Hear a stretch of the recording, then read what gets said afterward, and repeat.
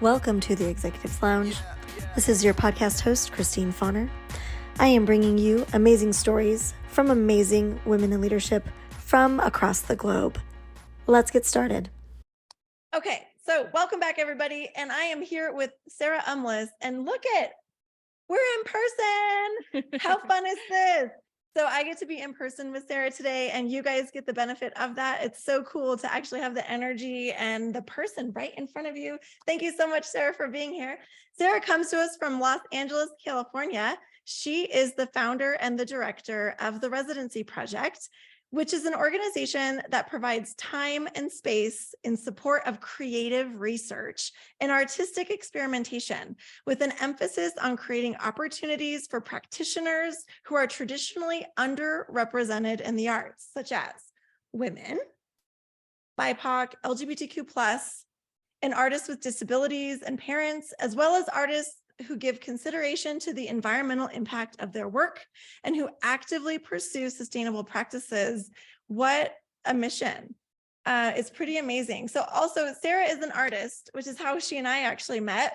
And Sarah, I want to hand it off to you first because I mean, your mission statement is powerful. Thank you. I know, and it's a mouthful. Like hearing you say it out loud makes me realize just how dense it is, but it was really important to me that all of the key components were there so that anyone kind of stumbling upon the Residency Project had absolutely no question about what this organization is and who it's for, and just understanding kind of like the inclusive aspect of really who I'm trying to reach.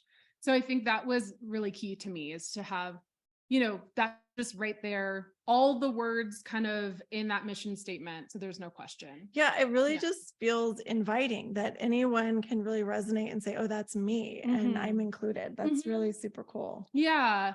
Yeah. And I think that comes from just a lot of my background working in a lot of different kinds of art spaces, but particularly in higher ed, where, especially in, I think, recent years, there have been so many strides in the higher ed space to think more about inclusive practices, from everything from the curriculum to faculty hiring, to student body, to staff, and just really trying to understand and sort of like decolonize what these very hierarchical spaces look like. So for me, that's like a huge foundation, is working in the higher ed art school context. And I've really kind of carried that over to the Residency Project, and just thinking about ways of being very direct and not having folks wonder if this residency is for them. And so that's kind of where that's coming from. That's really great. No, I was going to hand it off to you too, because you are an artist yourself. Yes. Yeah. So I'd love to hear a little bit about you as an artist. Yeah. So a lot of, I think, arts administrators kind of start as artists and then they get into admin. I came to my art practice the other way around. So I began as an arts administrator, working in museum spaces, working in galleries, working in higher ed. And I've always, well, I shouldn't say always, for a long time, I've had a curatorial practice. So I've been working with artists kind of on the organizational side of things, working in non-traditional spaces as well. And then it wasn't really until the pandemic, until 2020, when things slowed down quite a bit, and I had started working for myself with the Residency Project, and basically had more time and started kind of giving myself permission to dabble in more of like what you would call a studio practice. But I think during that time, what I realized also is that a lot of the work I was doing previously, I would consider social practice. So I was still working from this artist mindset, but I had never really given myself that title and that permission to kind of like step into the creative space myself. I was always like, no, I'm the facilitator, I'm the supportive figure. So yeah, it wasn't really until 2020 that I kind of started calling myself an artist.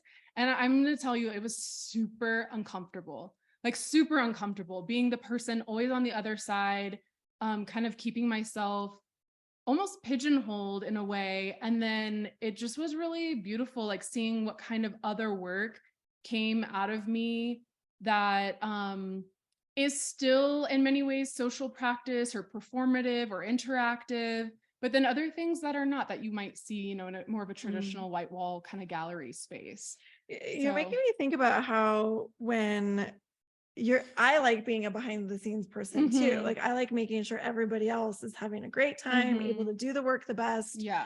And that I'm a supportive person for that. I mean, that's a big part of leadership, right? Yes. But I was just thinking about coming from the back into the front and how vulnerable that is as an artist. Like that's a vulnerable space to come into, like being an artist and exposing yourself to the world and asking others to interpret your art is a real vulnerability space. It really is. And it kind of just was an important, I think, part of, you know, not every administrator or curator is an artist, or every will step into that, but it really made me gain a whole new insight on the challenges that artists are facing, because now I'm facing them myself.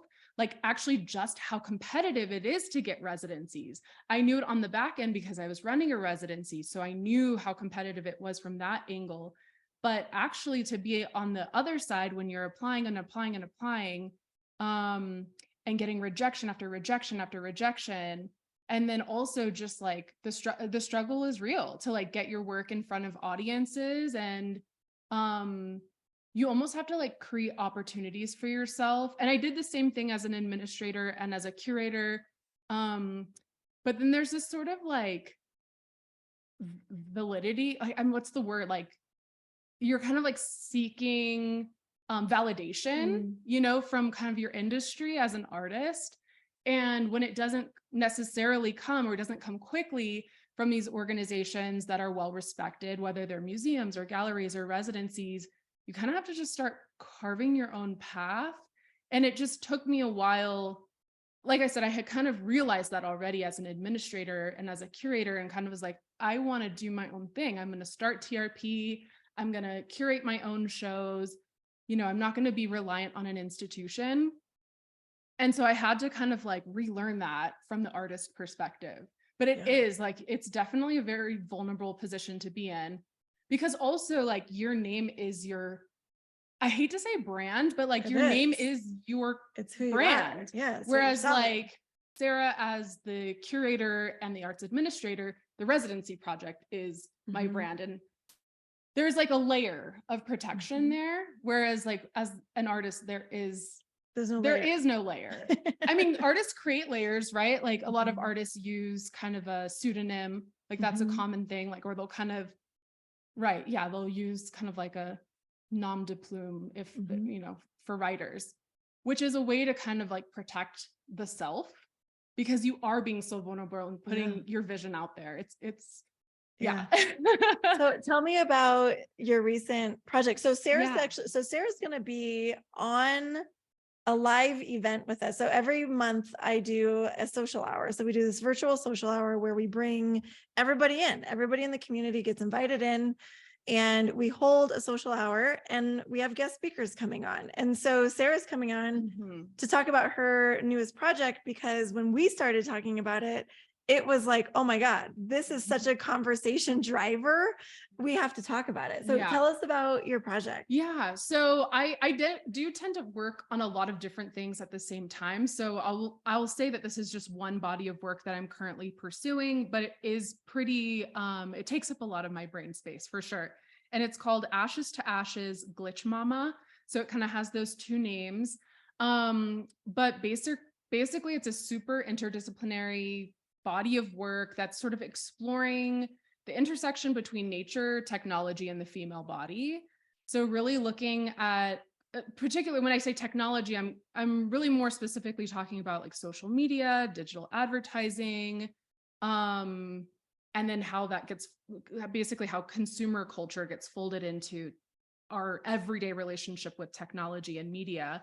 And then how that really impacts, I like to say, forms or deforms our senses of self, our understandings of, you know, our kind of like contemporary notions of gender and sexuality. So it's really looking a lot at gender, a lot of how we on these sort of contemporary terms define womanness or what it means to be a woman, and all of the social pressures that come with this, ideal of womanness.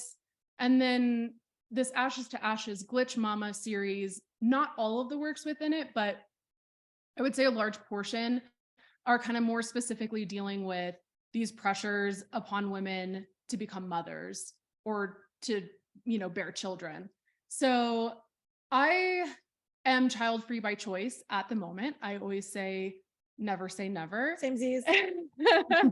And that was not so easy for me to say a few years ago when I started this. Well, and this is how we got into conversation, is that Sarah and I are both childless by choice, but we started talking about how there is a moment in that choice where you do mourn the loss of being a mother, even though I wouldn't change the decision. Yes. There's this mourning of what isn't, what won't be, and what now can't be. And so just this concept of I can choose to not have children and still be sad about it. Yes. In some and ways. That's very much what that, that part of the body of work is about, is kind of creating space for mourning and for grief and for kind of like going through these rituals of mourning that women are not always allowed to go through. And I think, we experience it with other life choices and other decisions and other things that we're allowed to sort of like grieve for the thing we didn't do. But because there's so much pressure upon women to have children, and then when you decide, no, I'm not going to do that, that's not for me, you almost have to stand in it with so much strength, at least publicly, like, you're public facing, or even like just more intimately, like facing your family, and sort of like familial pressures and friend group pressures. You have to stand in that choice so strongly that there's like very little space to grieve. So I think that that's what this body of work was about. And I started it in 2021. I guess I started with like one particular piece, not realizing it was going to turn into a bigger body of work. But in 2021, I could not have this conversation with you without crying about it. Like literally, like anytime I would think about the subject, because I was very much going through it. And it was the first time that my work was ever like in any way autobiographical or semi-autobiographical, where it was touching on sort of like very deeply personal subjects. Up until that point, it was always very like abstract and very, I don't know, just coming from this like broad lens. Like I was very interested in these kind of like bigger concepts and, more abstract thinking. And this was the first time where I was like allowing myself to explore something that was more personal. And then even subject matters that intersect with that, like for women who experience infertility or who experience miscarriage and kind of are also assumed to not be mothers or to still deal with the same pressures of like, and even what I would maybe consider, I don't know if microaggressions is the right word in this particular context, but things like, oh, well, when you have children, you'll understand, which I've heard so many times. And I personally have not struggled with infertility or miscarriage, but I know so many women who have, and I can't imagine the feeling that they have having to hear those words, So, oof. Yeah. And so this is also, the work is, I hope that it's not only an opportunity for me to sort of like process these feelings through the work, but also for others to be able to do the same. Yeah. And what's interesting is I was telling somebody else about your work, and she's a mother of 3. And when we started talking about it, she was talking about how she can actually relate in the mourning of loss as not a mother. Absolutely. I thought, and so I think there's just a space for the entire topic to really resonate with so many different women, because what we're really talking about is womanhood. Yes. And soul identity, like who you are. And just, understanding that that is informed by so many different voices. And so, and to the point where, again, I'm interested in this intersection between technology with this topic as well, but just even how, you know, algorithms push, you know, certain products to us that kind of reinforce an idea of like who we are, who we should be, based on like very limited amounts of data, like what your biological sex is, or what your gender identity is, or what your age group is. And then based on all of these little assumptions, we keep getting sort of like pushed products that may or may not relate to us. And it kind of just reinforces this idea of the self, for better or worse, you know? So yeah, that's kind of my interest in it as well. I'm curious how these intersectionalities of yourself as an artist, yourself as the founder and director of the Residency Project, how these passion places for you in representation impact your leadership of your organization? Oh, that's a tough question. I think I'm constantly learning what that looks like and what that means and how to do that meaningfully. I think I'll just kind of like simplify. I'm not sure if this addresses your question, but maybe I'll come around to it. But I think I'll just simplify by even talking about kind of the founding of the Residency Project. So I mentioned this a little bit ago, which was that I was working in higher ed, and I was working around artists every single day, whether they were teaching artists or they were student artists, or even a lot of the staff were artists as well. And I felt really far removed from the creative process, even though I was with them every day. But it was just a lot of like bureaucracy, basically. And so I founded the Residency Project almost selfishly, because I was like, I am missing some key component here, and it's being close to the actual creative process, the idea generation, the actual, like, you know, if you're a physical maker, like the actual making process and the material. And so I kind of also started the Residency Project almost from a place of like acknowledging the privileges I had, which was space in Los Angeles, which is very hard to come by. Not everybody has space in Los Angeles, and if they do, it's small and it's expensive. And I felt like I had an abundance of space to share with other people. So for me, it was kind of coming from that perspective of like, I personally am feeling a disconnect to a creative community that I'm supposedly around every day, but it's in this like, it's behind so many layers. And then I wanted to just strip that back and get a lot closer to building basically the creative artist community I wanted to be a part of. And then also just realizing like, I have space to share. And I was also interested in kind of ideas around the domestic and shared living, these kind of like alternative models that go against really our notions of like property ownership and these very,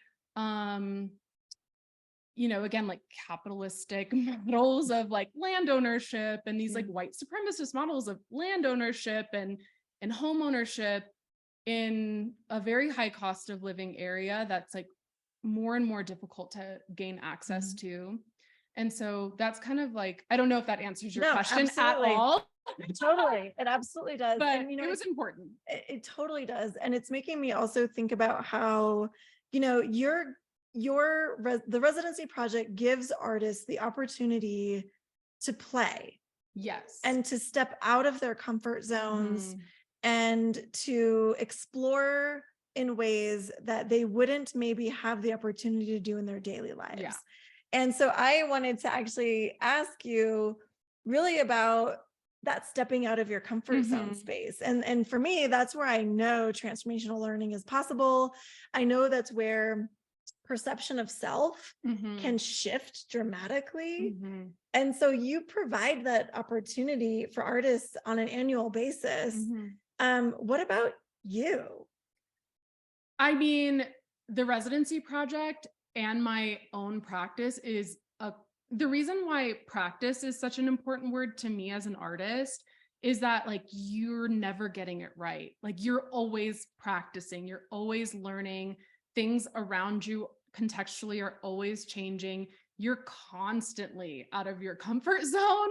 You're constantly asking questions and like rarely having any answers. And it's more about the discourse than kind of showing up to any particular space as an authority or like with, and even when you can like sort of step into your own power and kind of like lean on your own areas of expertise and skill and, you know, your sort of interpersonal strengths, you're still showing up to these art spaces knowing that when you're working with other people, things are never fully in your control, nor really should they be. So that's kind of like my approach to both my art making and the residency project, which truly are one and the same to me. Like I describe the residency project less as an organization and more as like an organism, because it's about relationship building. And that's always going to be outside of your comfort zone. Right. Because you never know what someone else is going to be able to bring to the table. And that's like, it's so beautiful. So I always say that the residents really become more like collaborators in defining what the residency project is and how it moves forward.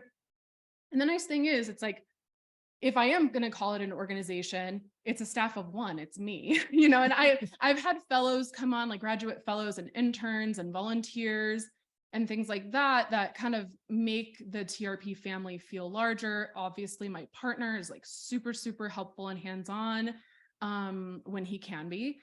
But it's just, yeah, it's really the residents themselves that kind of co-create the meaning of what TRP is and whether it like needs to go on or not. And yeah, that can be really uncomfortable if you feel like if you have too tight of control over a vision for anything. Well, I think, you know, what you've been explaining as an artist and being in an artist community and your ethos around how your viewpoint is on that is so similar to leadership and leadership practice and looking at your leadership practice. So I can guarantee you that there's women listening to this podcast that are like, yes, that's how I am in my leadership practice.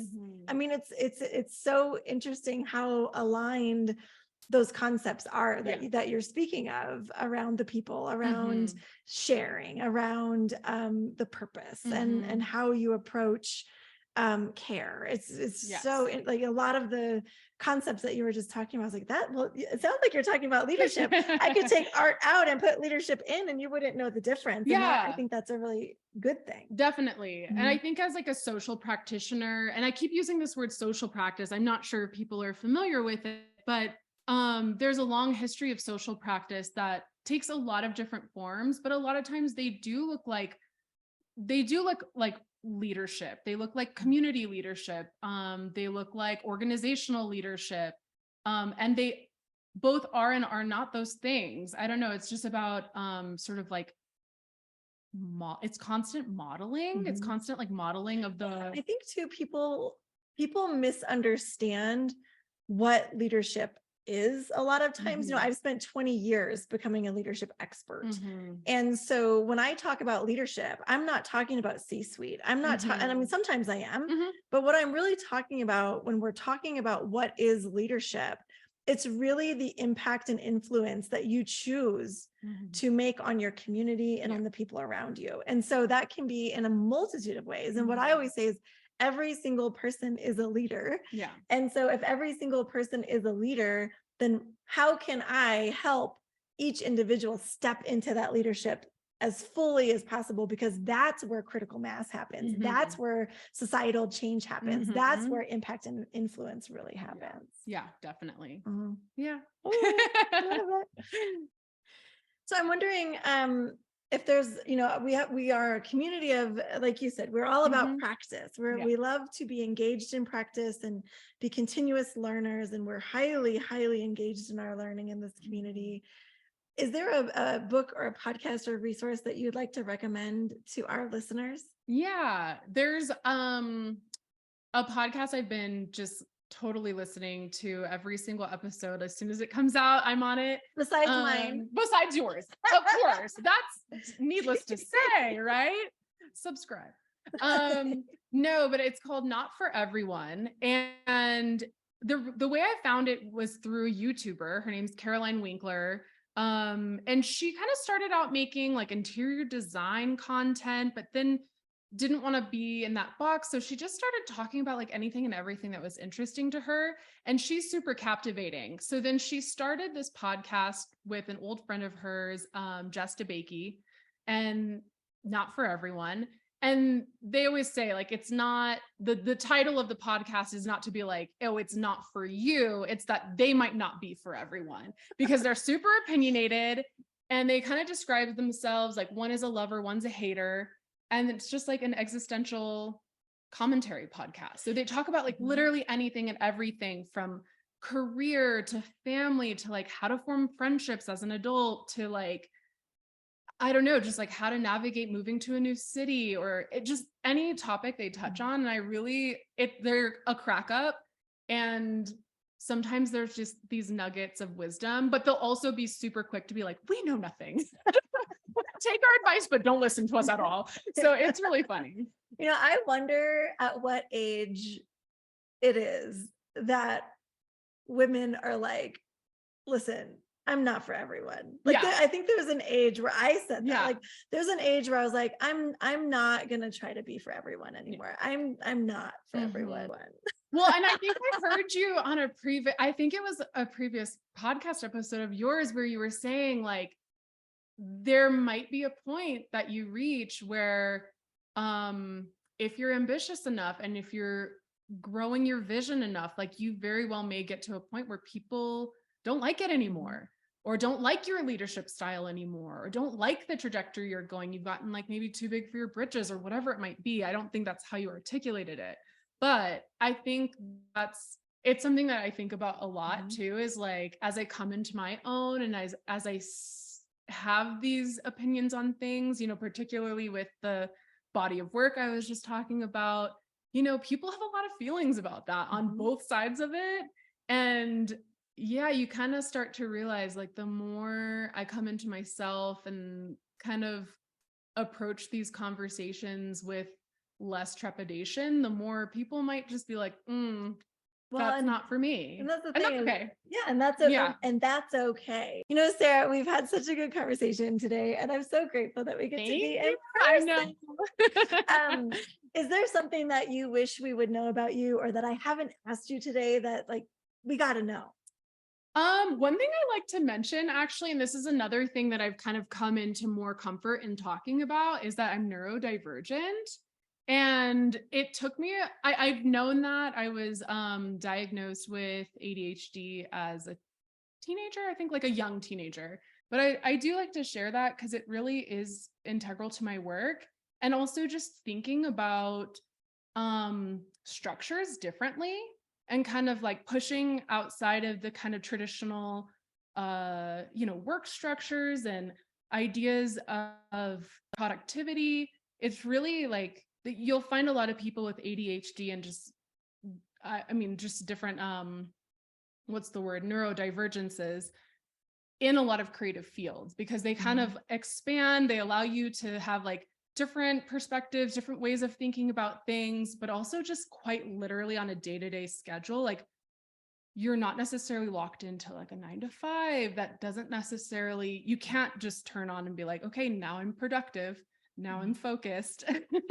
Right. So, well, yeah. I mean, I think the truth of it is most human beings don't and can't do that. But I think the neurodivergence brings a new light to that. Yeah.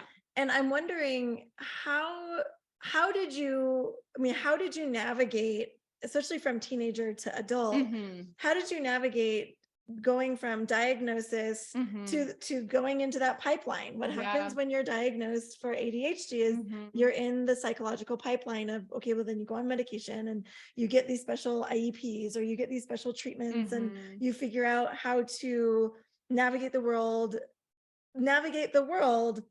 yeah, as you. And it's like you're still trying to be put into this railway, if you will. Yeah. And so how did you come out of that and say, well, I don't think that is for me? It took a really long time. And I have to say, I was even lucky in working for arts organizations and working in higher ed, where the schedule is less rigid and there is a lot more understanding in those spaces. But even then, I struggled. And part of me leaving higher ed to fully branch into the residency project, there were a lot of reasons. One was that I had started the residency project as this passion project on the side, while I was still working in higher ed full time. And